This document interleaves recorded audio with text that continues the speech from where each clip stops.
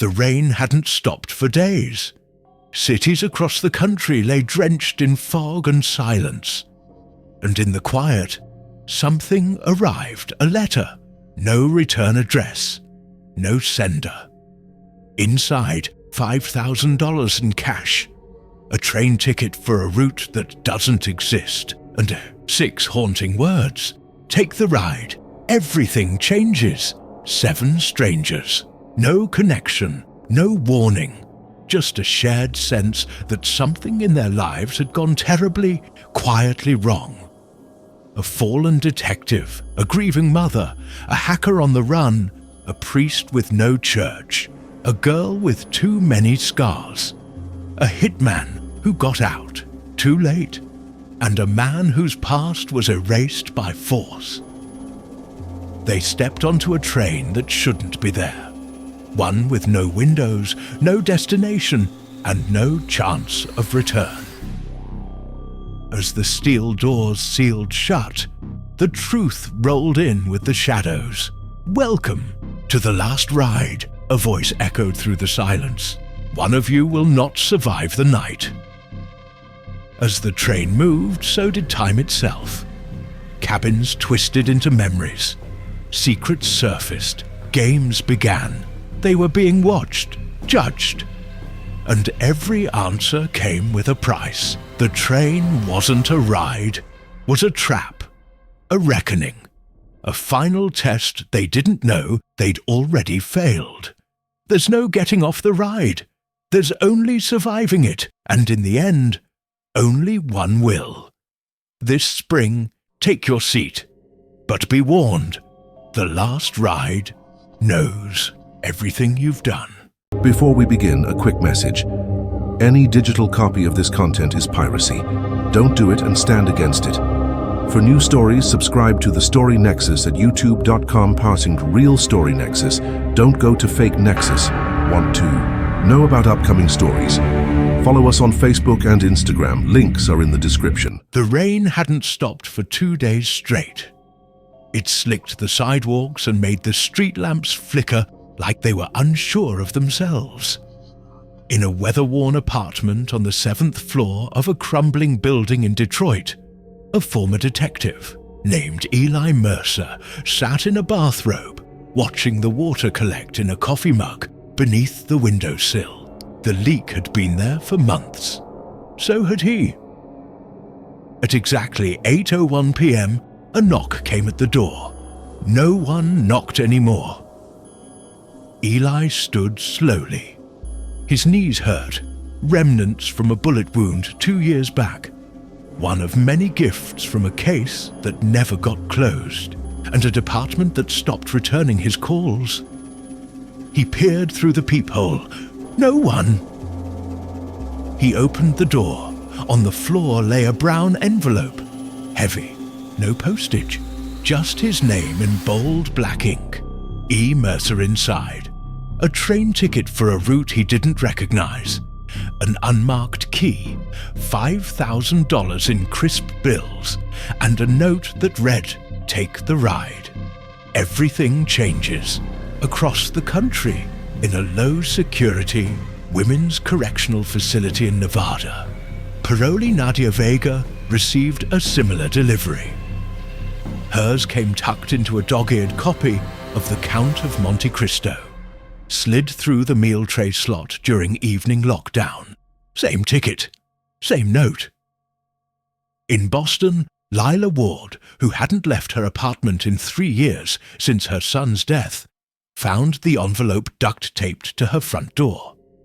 In San Francisco, tech dropout Damien Coe's drone detected the package before it landed on his fire escape. Each recipient was different. Each was broken. Each had a secret they couldn't bury. The train was set to depart in 72 hours. From a station that didn't appear on any map. No sender. No clues. Just a chilling certainty. Someone knew them. Knew everything. And still, somehow, they couldn't resist. This was just the beginning. 13 a.m., Seattle, Washington. The envelope was cream-colored, thick, almost regal, no stamp, no address. It sat there, waiting, like it had been hand-delivered by something that didn't knock, something that didn't need to. Detective Caleb Reeves found it on the doormat, just inches from where his bloodhound usually slept. The dog hadn't barked. That was the first sign something was off. The second, his name on the front, written in the kind of calligraphy people don't use anymore. People who know what they're doing. Detective Caleb Reeves. Private residence. Open alone. He opened it. Inside, a single first-class train ticket. Departure, April 27th, 2025, 10:47 a.m. Departure point, Platform 13, Terminal 0. Destination unknown. Attached $5,000 in crisp bills and a note, take the ride. Everything changes. Across the country, same night. Detroit, Michigan. Eleanor Marsh hadn't spoken to anyone in 11 days. Since the funeral. Since her daughter's body was found in that motel bathtub. So, when the envelope appeared, inside her locked apartment, resting neatly on the kitchen table, she didn't scream. She sat, she read, and she wept. The train ticket bore her name. The date was her daughter's birthday. Austin, Texas. Milo Crane ran a dark web data for hire service, but even he couldn't trace the ticket's QR code. Unregistered, untraceable. The money was real though. He checked it under UV light. Flawless. He took a photo of the note and ran it through 6 AI analyzers. Result: handwriting does not match any known public or private samples. Someone's playing games, he muttered. But he packed a bag anyway. April 27th, 2025, Terminal 0. There was no Platform 13 on the map. It didn't exist, not in any station blueprints. And yet, at precisely 10:46 a.m., the ground beneath Gate 9 trembled, the wall shifted, steel groaned, a narrow escalator revealed itself, hidden behind a false wall. No station staff reacted. No alarms, no cameras turned. It was like this part of the world had simply blinked out of official memory. Caleb Reeves stepped onto the platform first. His instincts told him to run, but his curiosity was stronger than his caution. He'd ruined too many lives chasing ghosts. Maybe now it was time for his own. The train was already there. Black steel, matte finish, no logos, no windows. Just one word etched in silver on the lead engine. Exodus one by one, the others arrived. Milo Crane, Eleanor Marsh, a teenager with sunken eyes and a lip scar, a sharp-dressed man who reeked of expensive cologne and bad decisions, a woman in a wheelchair who smiled too easily, a priest carrying nothing but a journal, 7 passengers, no conductor. The train doors slid open soundlessly. They stepped inside. Inside the ride, the air was clean, too clean, scentless. The lighting was soft but not warm. Every seat bore their names. Every cabin was customized. Pictures, smells, mementos, things no one could possibly know. Caleb sat in his booth and found a photo on the wall. His ex-partner. The one who disappeared during the child abduction case. The one Caleb never stopped looking for. Eleanor's booth had her daughter's favorite perfume. The one no store carried anymore. Milo's had a chessboard, set mid-game, the same position as the night his twin brother was murdered. None of them said a word. Not yet, not until the train began to move. without a conductor, without a schedule, without breaks they could see. And then the announcement came. Welcome, passengers. This is the last ride. No stops, no exits, no returns. One of you will not survive the night. Silence, then static. Then a slow, melodic waltz began playing from hidden speakers. Eleanor gripped the ticket like a lifeline. Milo reached for the gun he thought was hidden in his backpack. Gone. Caleb leaned forward, eyes narrowing. Who the hell is running this train? A screen flickered to life at the front of the car. Static. Then a figure, masked, sitting in a red velvet chair. You all have secrets, regrets, debts to pay. This ride is how you earn your answers or your punishment. Good luck. The train hummed beneath their feet. A deep, low thrum that vibrated through the bones like a heartbeat. Caleb Reeves pressed a hand to the wall of the car. Warm, alive almost. The rest of the passengers sat silent, scattered across the dimly lit cabin like survivors of a wreckage, waiting for someone to declare them rescued or doomed. No one spoke, not yet. The masked figure on the screen had vanished after its message. The lights overhead shifted to a soft amber. The melodic waltz continued to play, unsettling in its civility. It was the kind of music that belonged in ballrooms, not on a train where murder had been promised. Eleanor Marsh finally broke the silence. This is a trap. Milo snorted from behind a pair of tinted glasses. No, this is a show. He pointed upward to the black glass sphere nestled in the center of the ceiling. That's a camera. Everything is a camera now, muttered Damien Coe, seated in the far corner, his eyes darting from panel to panel, clearly trying to spot seams in the construction. The train is a coffin with Wi-Fi. The priest, Father Barrett, clutched his journal and offered no insight, only prayer. They waited for something, anything. But the train kept moving, faster now. Beneath them, the vibrations deepened. They rumble steady, mechanical. They passed through pitch-black tunnels. The windows, those that existed, showed only shadows. And then the first door unlocked. A chime rang out, subtle, pleasant. A set of frosted glass doors at the rear of the car slid open. Above it, another screen lit up. Red letters burned across it. Room 1, N. Vega. Everyone turned to look at the young woman near the middle of the car.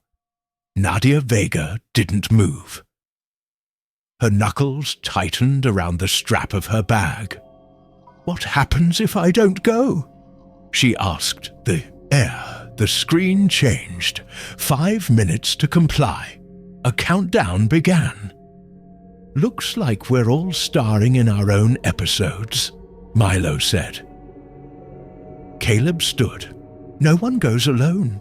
We move in pairs, or not at all. The doors didn't budge, but the lights above Nadia began to flicker, strobe-like, aggressive. Fine, she muttered. I'll go. She stepped through the doors and disappeared into the next car. The doors shut. They didn't open again. The screen above went blank, then static, then screaming. Everyone leapt to their feet. Caleb rushed the doors, banging his fists against them. Damien tried to pry open the control panel. Stop! That's not helping! Eleanor shouted. The screaming stopped. The lights dimmed and the doors finally slid open again. Nadia stood on the other side, alone, pale, shaking. Her hands were covered in blood. Nadia didn't speak for a long time. Blood still soaked her hands. She stared at them as if the stains might vanish if she blinked hard enough. Her breaths came shallow, controlled, like someone who had seen a ghost, or become one. "What happened in there?" Caleb asked, voice low, steady. He didn't move closer, not yet. Nadia looked up. Her voice was brittle. "It made me choose." Milo stepped forward, curiosity burning behind his carefully rehearsed smirk. "Choose what?" The screen above them fled to life again. Static hissed. Then the red velvet chair. The masked figure sat with one leg crossed, fingers drumming the armrest. A voice, modulated and calm, broke the silence. One room, one secret, one decision. Each of you will face your past, or be consumed by it. Those who survive earn truth. Those who fail contribute to the journey. Nadia Vega passed. The screen flickered. New text next. M. Cranamilo's face dropped. "Nope," he said immediately. "Not happening. I'm not playing the puppet in this lunatic's game." 5 minutes to comply a countdown began again. The same doors hissed open, but this time the lights overhead turned red. Milo didn't move. Caleb took a step toward him. "Milo, if you stay, you might be putting all of us at risk." "I didn't agree to this," Milo barked. "None of us did," Damien Coe, who had been silent, said coldly. "You boarded the train. That was agreement enough." The masked figure returned. It spoke directly to Milo. "Refusal is a choice, but every choice has consequence. Would you like to see what happens when someone disobeys?" The screen split. On the left, footage of Milo hacking into a federal database 3 years ago. On the right, a girl, his sister frozen in time. Her car, her crash, her last words. Milo's knees buckled. "No, one knew about that," he whispered. The screen turned to black. "Clock's ticking." Milo didn't argue again. He stepped through the doors. The train groaned as they closed behind him.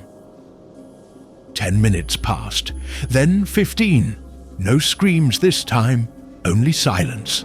Then the doors opened.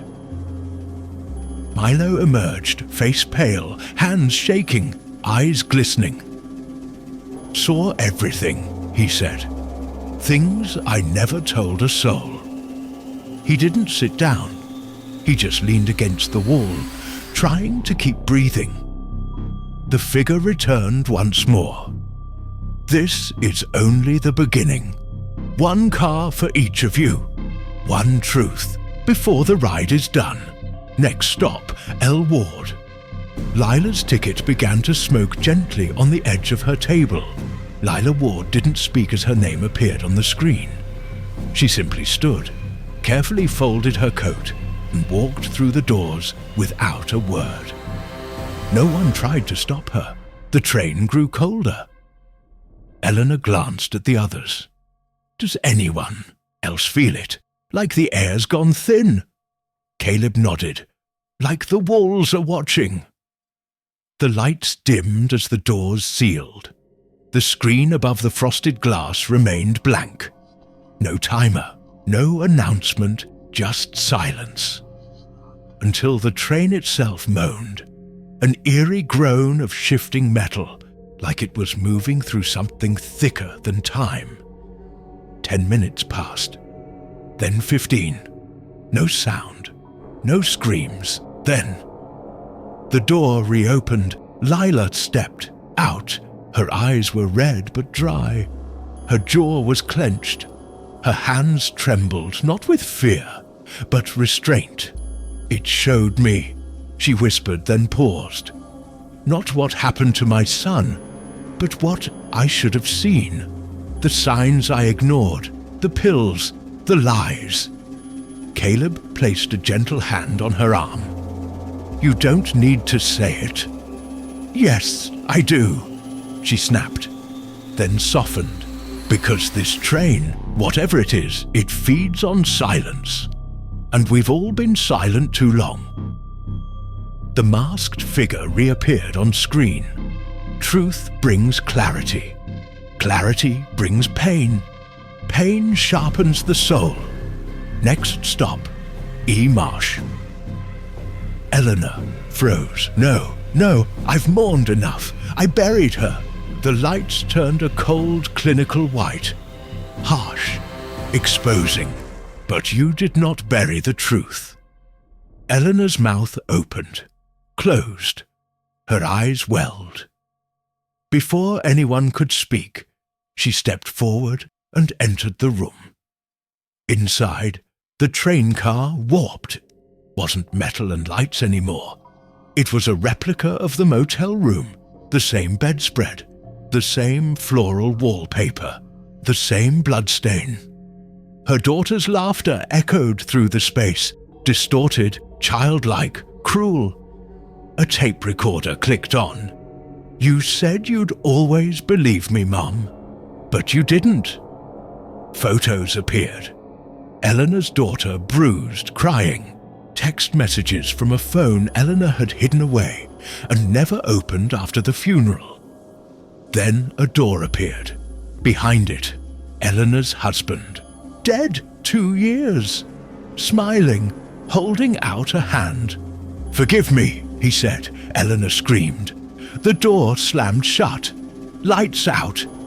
She came back trembling, aged, as if she'd lived a lifetime in 10 minutes. No one spoke. No one moved until the screen lit. Again, Deco, prepare.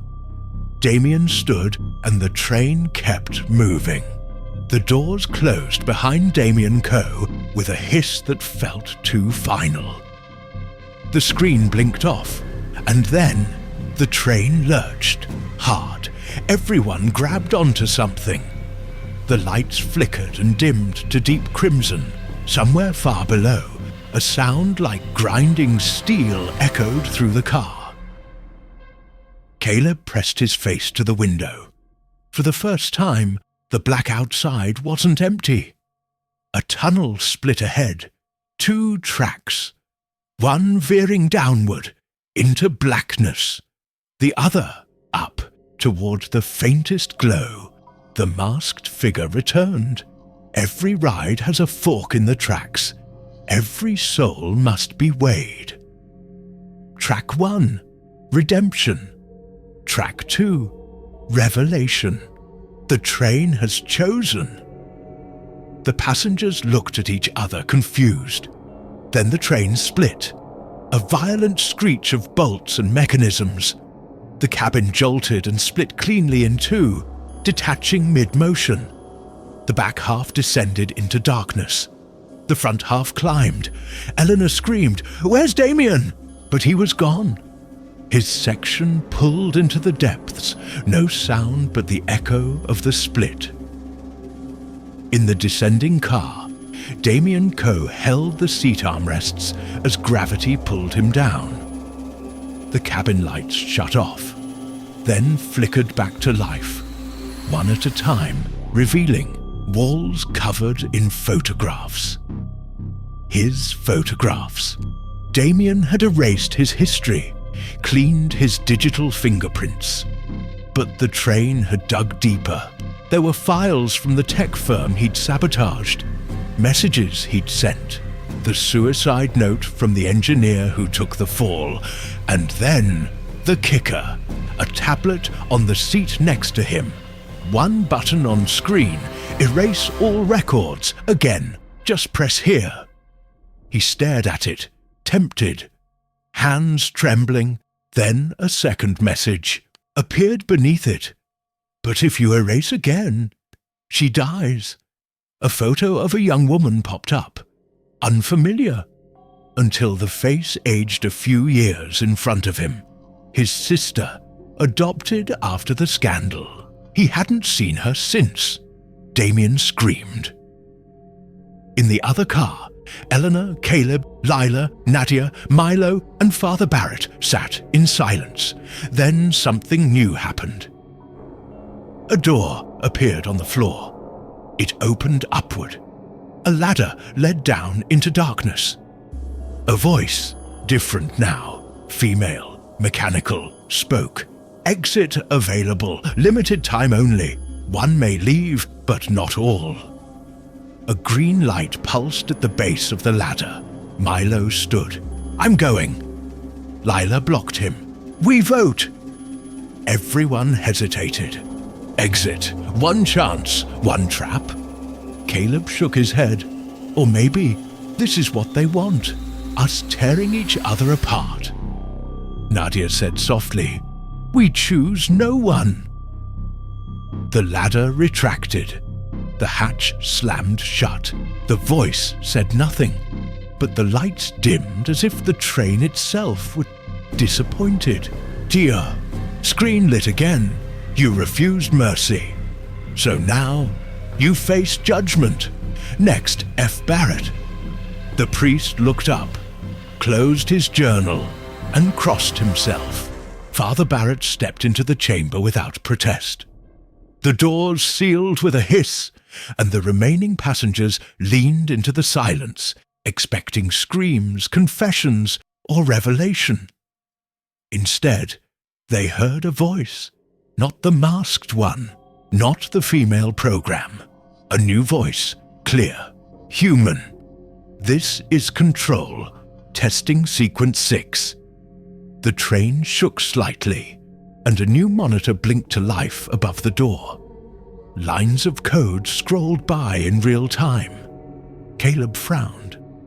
That's an operator terminal. Someone's watching this in real time. Milo narrowed his eyes. Then they're not just punishing us. They're studying us. Lila looked to the camera sphere embedded in the ceiling. What kind of sick experiment is this? The voice continued. Barrett's neural response to guilt triggers at 87%. Core belief system resisting alteration. Proceeding with isolation loop C. Subject 6. Entering confession chamber now. Inside the chamber, Barrett stood before a stained glass window, floating in blackness. He turned slowly. The pews were empty, the altar scorched. A confessional booth stood open at the back. Inside it, a boy, 13, crying. Forgive me, Father, the boy whispered, for what you let happen. Barrett shook his head. That's not real. You're not real. Tell the truth. The boy wept. The train groaned. The walls flexed. The lights pulsed red.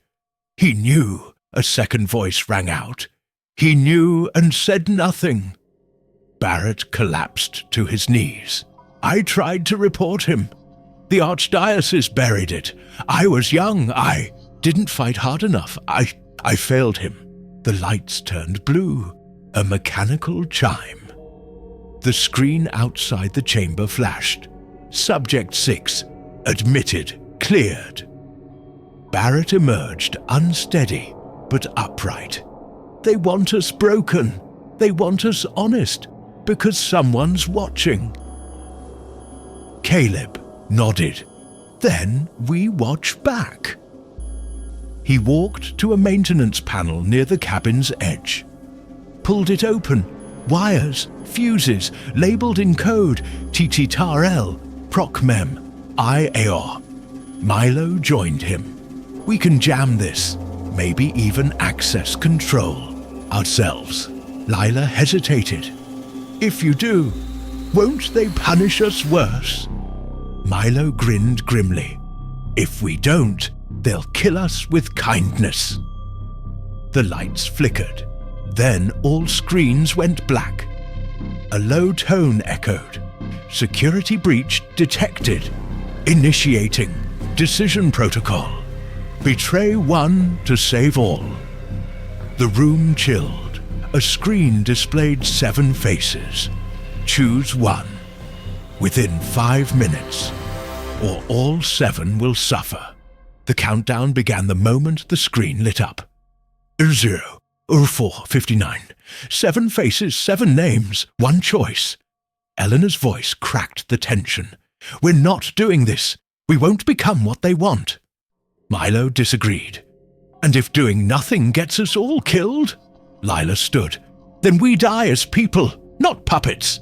Caleb turned to the panel he had partially disassembled. No, we find a third option. A breach. A way out. The timer hit 0320. Barrett joined Caleb. Nadia passed him tools. The others stood in silent pressure, staring at their own faces blinking, in cold mechanical rhythm. Then, a spark. A wire gave. The screen flickered, static, and then a map, a schematic of the train. Damien's voice crackled through a nearby speaker. Guys, it's me. I'm alive. I found a service path through the undercarriage. I think I can get one of the cars to decouple. We might be able to jump, if we time it right. Everyone looked at each other. Hope, fear, resolve. Caleb pressed the speaker. Do it. The timer froze. A deep groan rocked the train. The cabin lights went white hot, then burst into darkness. The floor jolted, and with a hiss of compressed steam and a shower of sparks, the car detached. It slowed, rapidly, jarring them against seats and rails. Then, silence, the first true silence since they boarded. They pried the doors open with crowbars from an emergency. Kit, cold air rushed in. The tunnel was wide, wrong. Concrete and rusted metal gave way to walls of smooth glass. Surveillance rooms, cables, sub-level infrastructure. They had landed in a facility. This isn't a tunnel, Caleb murmured. It's a lab. Red blinking lights lit up the hallway outside. Rows of cameras followed them as they walked. The end of the corridor, a door marked X-Fair-L. They pushed through. The room beyond was sterile. Hospital white. Screens lined the walls. Footage of each of them, recorded from childhood to the train. They've been watching us for years, Nadia whispered. A massive display came to life.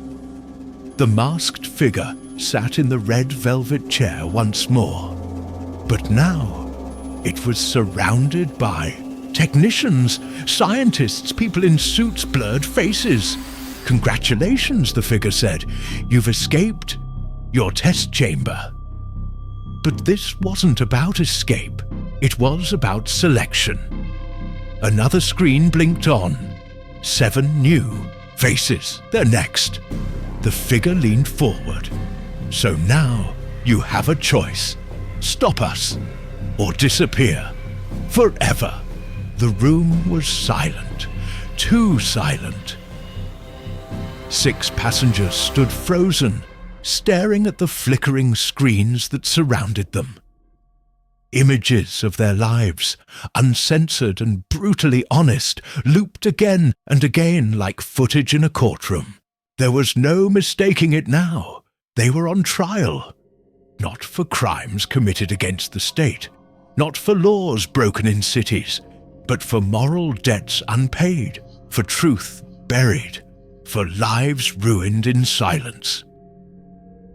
The voice of the masked figure returned, this time without the distortion. A woman's voice, calm, crisp, clinical. We are terminal control. You were not chosen randomly. You were selected because you were part of a shared history, one you've all buried. 10 years ago, a child disappeared, a boy named Isaac Morano. His body was never found, but each of you played a part, directly or indirectly, in the sequence of events that led to his death. Gasps, protests, silence. Lila sank into a chair. Her hand shook. Isaac was in my son's class. Milo frowned. I remember. There was a database breach. Files were leaked. That was me. Eleanor whispered. The call came into our station. I transferred it. Then I left for lunch. Barrett stared at the floor. I met his mother. She begged me to pray with her. I said I was too busy. Caleb clenched his fists. I was on the original task force. I led the manhunt. I stopped, looking after 2 weeks. Nadia stepped back. I don't even know this name. You delivered the package, the voice said coldly. Unknowingly, but fatally. So now the judgment falls to you. A long steel table rose from the floor. 7 seats, 1 empty. The screen changed. A new message appeared. One of you may leave, one of you may survive. The rest will vanish. Vote now. The passengers stared at one another. No, said Caleb, stepping forward. This is psychological torture. It's a mind game. It is an ethical equation, the voice said, and it has an answer. The chairs pulsed softly. One by one, they were drawn in, against their will. Arms locked, restraints engaged. Small panels opened on the table. Red buttons, 1 per person. 7 names, 7 lights. Each person would vote for who should live, not themselves. Voting begins. Barrett's finger hovered over the buttons. His voice broke as he whispered, I vote Eleanor. Eleanor gasped, Why me? You've lost the most, he said, and still carry kindness. Milo pressed a button. I vote Nadia. Caleb, I vote Lila. Eleanor, Barrett. Nadia, eyes glassy, hands trembling, voted for Caleb. Lila paused, then voted for Milo. A perfect tie, 1 vote each. The lights flickered. A warning tone sounded. You failed the ethical test. You have 120 seconds to reach consensus, or the system will choose for you. The breakdown voices rose, accusations flew. Nadia shouted, Barrett wept. Milo tried to hack the panel. Lila screamed. Caleb stood up, kicked back his chair. Enough! Silence. We're being manipulated, he said. None of this is about justice. It's control. Psychological warfare. The countdown ticked below 60 seconds. I say we refuse. We won't kill. We won't choose. Eleanor looked up. Even if that means we all die. Caleb. Then at least we didn't become them. The countdown hit sure. All lights went black. Then 1 screen came back on. Selection confirmed. Everyone held their breath. The empty chair, lit. Someone had voted outside the system, the betrayer. The door opened. Damien Coe stepped in, alive, bloody, burned, smiling. I voted, he said. I hacked their system, gave them what they wanted. Lila rose. Who did you pick? Damien said nothing. The chair beside him locked into place. A syringe emerged from the table, injected silently. Barrett gasped, twitched, then slumped forward. Selection confirmed, said the system. Subject eliminated. Damien stepped back. I bought you another round. Now finish the game. Extended aftermath, the others sat frozen. Milo stared at Damien like he'd just seen a ghost turn executioner. "You bastard!" Damien said nothing. The blood on his shirt was still wet, his face pale, haunted. "I went through things you can't imagine. What they showed me." He looked at Barrett's still form. "That's not even the beginning." Caleb advanced. "You gave them what they wanted, a kill, and you decided who deserved it." "No," Damien said, his voice sharp now. "I gave them what they thought they wanted, but I altered the vote system. Barrett's vote was going to eliminate someone else. I just redirected it to himself. He'd rather die than watch someone else suffer. I honored that." A moment of silence passed. Then Eleanor stood. "If this isn't about winning, what is it about?" "Testing," said the female voice again. "Stress, morality, compliance, control, but most of all, legacy. The truth is, Isaac Morano was not the first, and if nothing changes, he won't be the last." The wall behind the table opened.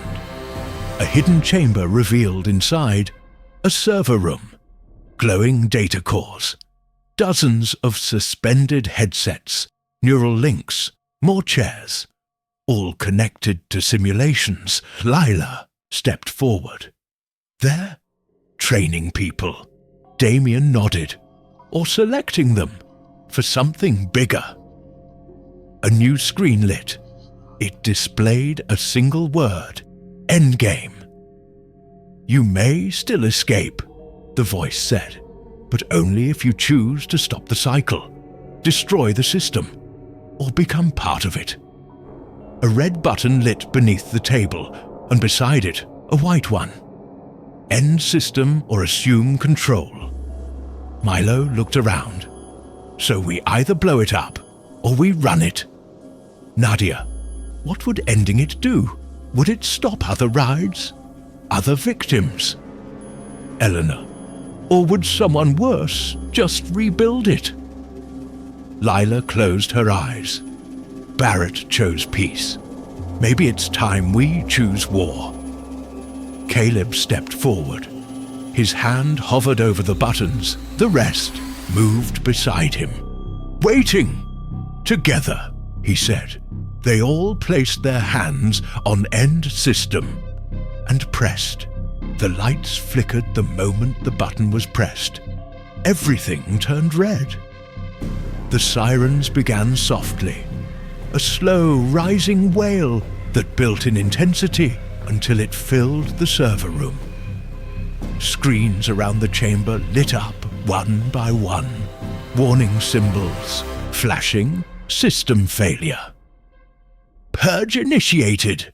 Reactor lockdown in 30 seconds." The entire floor shook. Caleb reached for Eleanor, steadying her. "We triggered a full shutdown, or a trap." Damien ran to the terminal. "The AI's fighting back. It's trying to contain us." Milo stared at a separate screen. "There are containment levels, cryopods, and active simulation loops still running." Nadia's voice trembled. "There are more people in this place." Lila crossed the room. One screen showed a child, suspended in neural stasis. "Oh my God! Isaac Morano! He's not dead!" The room fell silent. Then the alarm voice returned. Mechanical, cruel, unauthorized termination detected. Subjects will be neutralized. The lights went out. Emergency beacons flared red in the ceiling. Metal shutters began slamming down over corridors. Lockdown. They had 30 minutes to escape or die with the system. Damien pulled up the floor schematics. "There's an extraction elevator at the South Bay. If we can reach it, we might get topside before this place melts down." "Eleanor, What about the others? Lila, we free as many as we can. But if we all die here, this was for nothing. Caleb nodded. Then we move, quiet, fast, together. Draw 42 remaining. They reached the first security hallway. Tripwires, pressure sensors. Milo disarmed them with shaking hands. This place wasn't built for rehab. It was built for containment. A blast door blocked the route. Caleb forced it open with a hydraulic arm from the server room. The screech echoed like a scream. Inside, rows of chambers. Dozens of people. Sleeping, monitored. Some twitching under neural helmets. Lila ran to Isaac's pod. She pressed her hand to the glass. He's breathing? Damien, override the locks. Wake them up. Nadia moved to the console.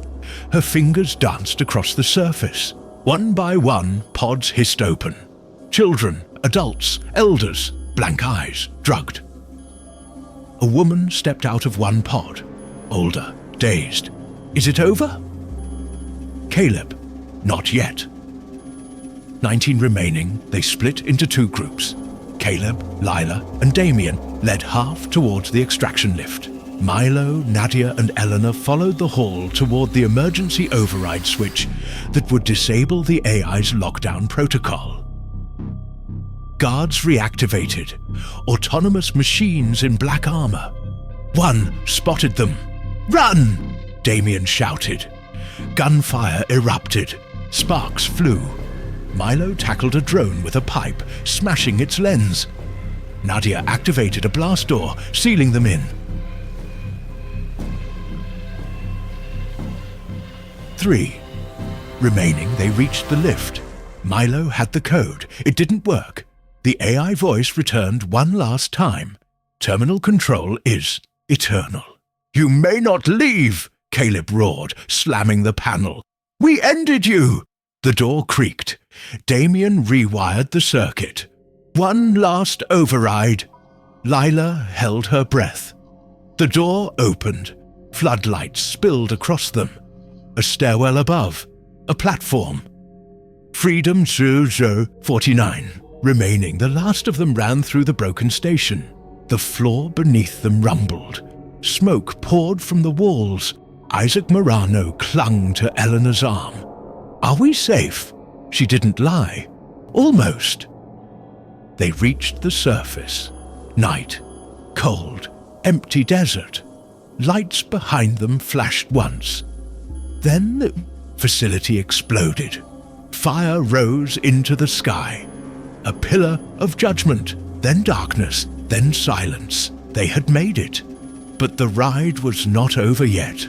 Smoke curled behind them as dawn broke across the desert horizon. The survivors, Caleb, Eleanor, Lila, Milo, Nadia, Damien, and the rescued, stood in silence, bathed in orange light.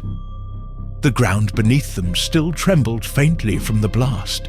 Miles away, the remnants of terminal control burned like a dying star. They had escaped, but none of them smiled. Caleb stared at the horizon. Someone built that system. Someone watched it, and someone, somewhere, knows it's gone now. Damien nodded grimly. We didn't end it. We just ended a version of it. Behind them, a small, untouched service train idled on a stretch of track that seemed too perfect. No rust, no age. It hadn't been there an hour ago. On its side, the word Exodus etched in silver.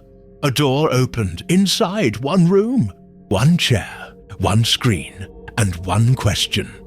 Who will lead the next ride? The final choice. The group stood at the threshold. Nadia, we can't walk away. If we do, it happens again, to someone else. Leela, but if we take it over, who do we become? Milo, it's not just about stopping them anymore.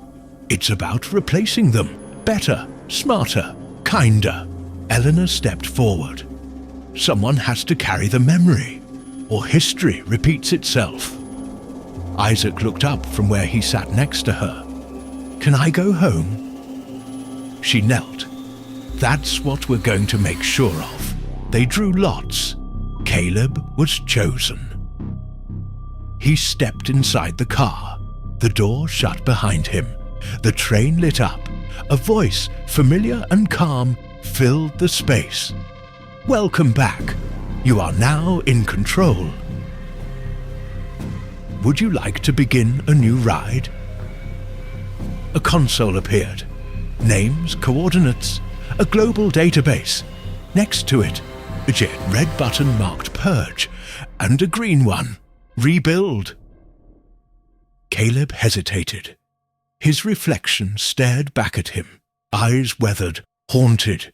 He reached forward, his hand hovered between the buttons. Then he smiled and made his choice.